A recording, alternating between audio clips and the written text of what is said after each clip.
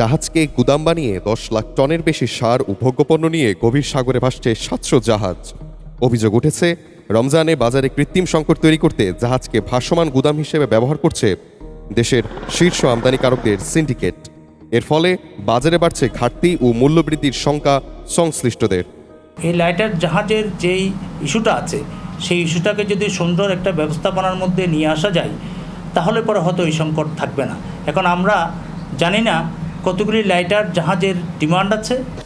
আগে নিজস্ব গুদামে পণ্য রাখতেন আমদানিকারকরা, কিন্তু বিভিন্ন সংস্থার নজর এড়াতে 5-6 বছর ধরে লাইটারের জাহাজকে ভাসমান গুদাম হিসেবে ব্যবহারের প্রবণতা বেড়েছে।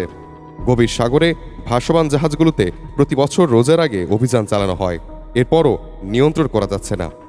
সাইলোর ক্যাপাসিটি থেকে ইম্পোর্টটা প্রচুর কারেন্টলি কেন জানি হঠাৎ বেড়ে গিয়েছে রমজানের আগে, এবং সবার সাইলোগুলা অতটুক অ্যাডভান্সড আনলোডিং প্রসেস নাই, যেটার কারণে স্লো হচ্ছে ডিসচার্জিং প্রসেসটা। গভীর সাগরে বর্তমানে 176টি মাদার ভেসেল নোঙর করা হয়েছে। এর মধ্যে অর্ধশতাধিক জাহাজে রয়েছে গম, ভুট্টা, ছোলা ও সয়াবিন সহ বিভিন্ন খাদ্যপণ্য।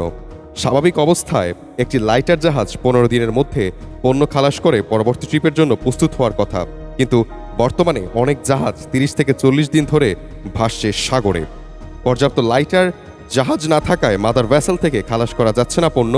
এই অবস্থায় রমজানের আগে খাদ্যপণ্যের সরবরাহ নিয়ে দেখা দিয়েছে উদ্বেগ। চিঠিও দেওয়া হয়েছে এবং উদ্যোগ গ্রহণ করা হয়েছে, এবং নৌ পরিবহন অধিদপ্তর এবং আমাদের কোস্টগার্ড এবং আমাদের অধিদপ্তরের ইন্সপেক্টরগণ বিভিন্ন জাহাজেও ফিজিক্যালি ওনারা যাচ্ছেন।